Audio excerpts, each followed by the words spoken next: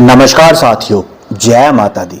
मेरा नाम है पंडित तरुण शर्मा और स्वागत है आप सभी का आज की इस वीडियो में इस YouTube चैनल पर। साथियों, बहुत से लोग पूजा पाठ करते हैं और मंत्रों का जाप भी करते हैं।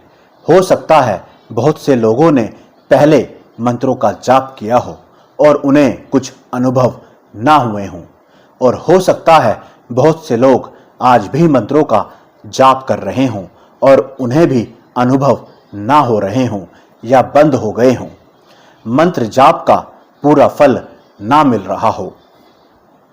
अगर आप भी मंत्रों का जाप कर रहे हैं तो आपको किन किन बातों का ध्यान रखना चाहिए, जाने अनजाने में कहीं हम गलतियां तो नहीं कर रहे, हमें अनुभव क्यों नहीं हो रहे, हमारी साधना सफल क्यों नहीं होती, मंत्र जाप का पूरा फल हमें क्यों नहीं मिलता, ये सब बातें मैं आपको आज की इस वीडियो में बताने वाला हूं। तो इस वीडियो को बहुत ध्यान से देखिएगा और सुनिएगा, और अगर आप इस चैनल पर नए हैं तो इस चैनल को सब्सक्राइब करना ना भूलें, जिससे आपको मेरी आने वाली हर वीडियो मिलती रहे। तो टाइम वेस्ट ना करते हुए चलते हैं वीडियो की तरफ। साथियों, आप चाहे किसी भी मंत्र का जाप करते हो, चाहे वो मंत्र कोई सा भी हो, चाहे वो किसी देवी का हो या किसी देवता का हो, चाहे ओम दुम दुर्गाय नमः, ओम नमो भगवते वासुदेवाय नमः, चाहे वो ओम नमः शिवाय, या हो सकता है आप किसी और मंत्र का जाप करते हो, गायत्री मंत्र का जाप करते हो, कोई भी मंत्र हो, किसी भी देवी या किसी भी देवता का हो। अगर आप मंत्र का जाप कर रहे हो और आपका नियम पक्का है, भावना सच्ची है और आप ब्रह्मचर्य का पालन भी करते हो, तो आपको अनुभव होने शुरू हो जाते हैं। 8 या 10 दिन में ये नॉर्मल बात है। आपको कुछ महसूस होने लगता है, स्वप्न में अनुभव होने लगते हैं, और अगर आपको ये सब अनुभव नहीं हो रहे, महसूस नहीं हो रहा, और आपको मंत्रों का जाप करते हुए भी काफी दिन हो गए हैं, तो मैं आपको कुछ ऐसी बातें बताऊंगा जिससे आपको एक तो मंत्र का पूरा फल मिलेगा, स्वप्न में अनुभव भी होंगे, शक्ति के दर्शन भी होंगे, और आपको महसूस भी होगा कि कोई शक्ति आपके आस पास है। और आपको सबसे बड़ी बात, एक परम शांति का अनुभव होगा जब आप किसी मंत्र का जाप करोगे। तो साथियों, आपको करना क्या है, ध्यान से सुन लीजिए। सबसे पहले तो आपको उस देवी या उस देवता के मंत्र का जाप करना चाहिए जिसमें आपका भाव हो, श्रद्धा हो, जिन्हें देखकर आपको परम सुख प्राप्त होता हो, अच्छा लगता हो, रोना आता हो, और ये भाव आपके अंदर से आना चाहिए।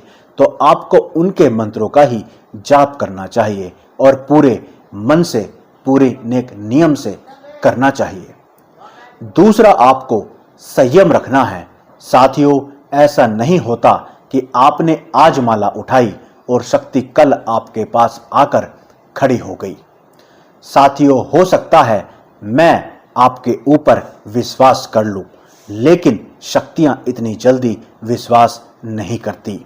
वो समय लेती हैं, परखती हैं आपको, आपके भाव को, आपकी श्रद्धा को। तो सबसे पहले एक संकल्प लें, समय निश्चित करें कि आप सुबह को जाप करेंगे या शाम को जाप करेंगे, और कितनी माला का आप जाप करेंगे, और फिर पूरे भाव से, पवित्रता से, नियम से उतनी ही माला का आप रोज नियम से जाप करें। और अगर मैं आपको बताऊं तो कम से कम आपको 11 माला का जाप करना चाहिए। अगर आप ऐसा करते हैं और निरंतर करते हैं तो आप खुद देखेंगे, आप खुद महसूस करेंगे, आपको बहुत अच्छे अच्छे अनुभव होंगे और जल्दी होंगे।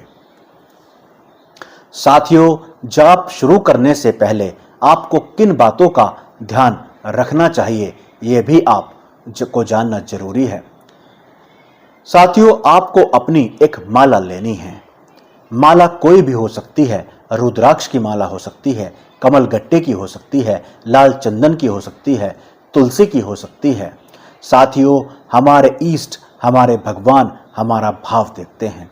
आप तुलसी की माला ले लीजिए, आप कमल गट्टे की माला ले लीजिए, आप रुद्राक्ष की माला ले लीजिए, इसमें कोई प्रॉब्लम नहीं है। अपना एक साफ सुथरा आसन रखिए। आसन थोड़ा मोटा होना चाहिए जिसमें आपको बैठने में आसानी हो।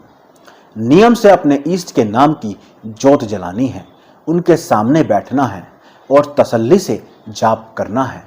बहुत से लोग जल्दबाजी करते हैं, जल्दी में रहते हैं, लेकिन जल्दबाजी नहीं करनी चाहिए। मंत्र का उच्चारण सही तरीके से और सही से करना चाहिए। आपको मंत्र सही से पढ़ना होता है। या तो आप ज्योत पर ध्यान लगा सकते हैं, या आप अपने ईष्ट पर ध्यान लगा सकते हैं, या आप अपनी आंखें बंद करके भी जाप कर सकते हैं। साथियों, एक बात नोटिस करना, जब आप जाप करते हो और माला घुमाते हो तो ध्यान देना वो माला भी गर्म हो जाती है। उसमें हमारे ईष्ट की ऊर्जा समाने लगती है, आने लगती है। और बहुत से लोग जाप करने के बाद उस माला को ऐसे ही रख देते हैं, लेकिन हमें ऐसा नहीं करना चाहिए। हमें उस माला को जाप करने के तुरंत बाद अपने गले में धारण करना चाहिए। उस ऊर्जा को बेकार हमें नहीं जाने देना चाहिए। मंत्र जाप करने के बाद आपको अपने ईष्ट की चालीसा का पाठ करना चाहिए, अपने आसन पर बैठे बैठे। तुरंत जाप करने के बाद आपको नहीं उठना चाहिए, खड़ा नहीं होना चाहिए। आपको चालीसा का या आरती करनी चाहिए। उनसे प्रार्थना भी आप कर सकते हैं। आपको थोड़ी देर तक जाप करने के बाद अपने आसन पर ही बैठना है, या अगर आप खड़े हो गए हैं और माला आपके गले में है तो आपको बाहर नहीं जाना, कोई गलत काम नहीं करना, बाथरूम टॉयलेट नहीं जाना, किसी को बुरा भला नहीं बोलना। और जब तक आपने संकल्प लिया हुआ है तब तक आपको किसी के घर का भी कुछ भी नहीं खाना है और ना ही कुछ पीना है। इस बात का आप विशेष ध्यान रखें।